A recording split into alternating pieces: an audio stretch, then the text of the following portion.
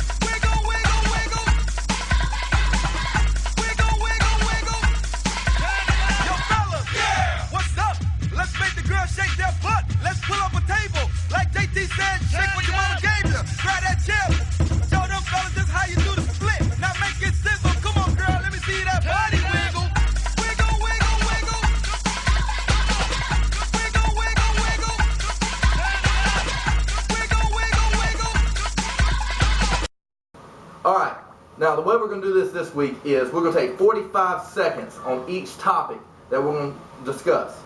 No more than 45 seconds. Now once we're done with the 45 seconds, we're done talking about this forever unless something else happens and we want to talk about it again. So with that being said, start the clock.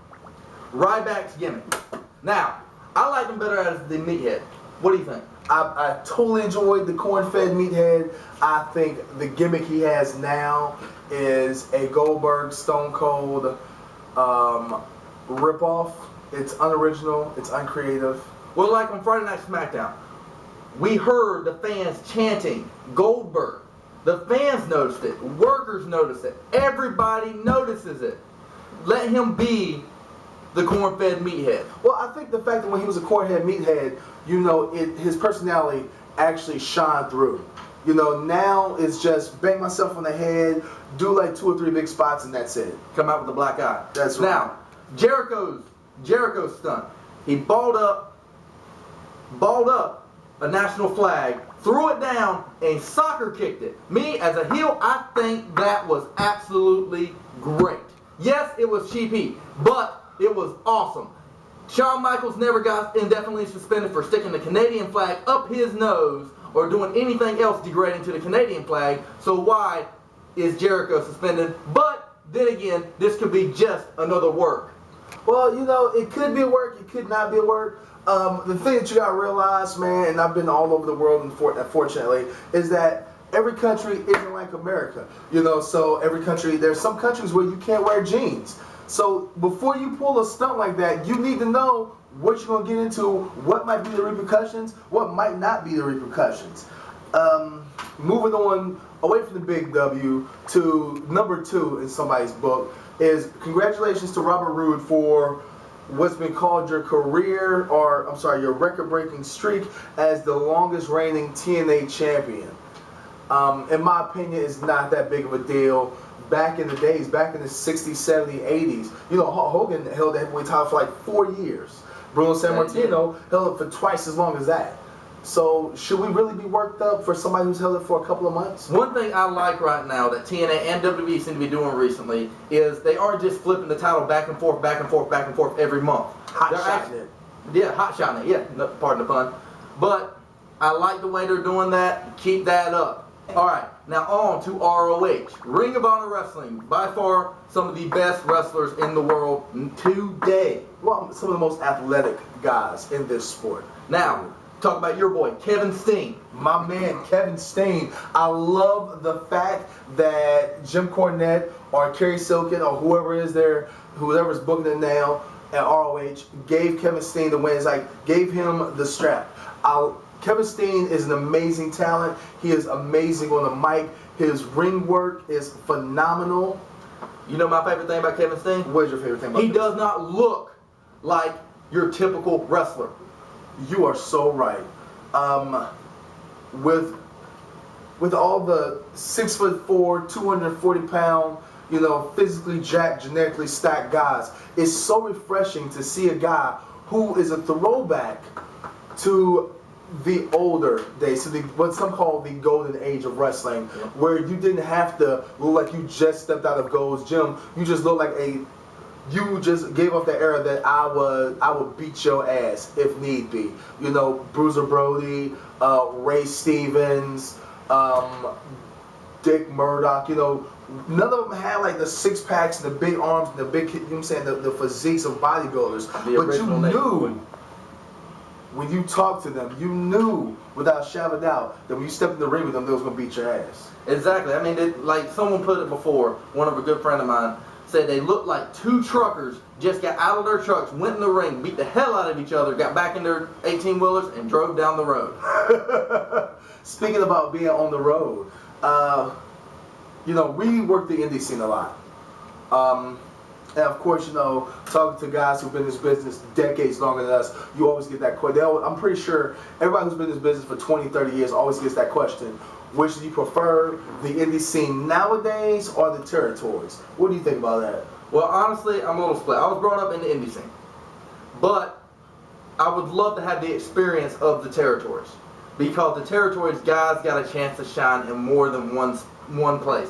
The guys got paid for the work they did, not because they were up someone's butt 24/7. Well, what I liked about the territories was the fact that you had a chance to work with the vets in that area, and you had a chance to hone your craft. Now, what I like about the indie scene nowadays is that you're not stuck in just one area. You can go wherever somebody's willing to book you at and learn different styles without having to be stuck in one place. Now, let's move on to my favorite segment in this show. Your favorite segment was? Well, Will's Rant's not here anymore. That's never been my favorite segment. Wait, hold on. Will's Rant was awesome. I got blamed for it.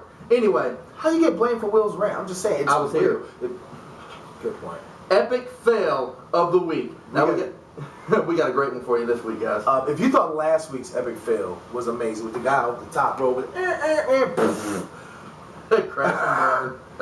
You're gonna love this one. We scoured once again. We took like the last week since the last time you've seen this show, and we scoured YouTube, social cam, all these video medias and stuff where people post videos. Your suggestions from you, the viewing audience, and we came up with this doozy right here.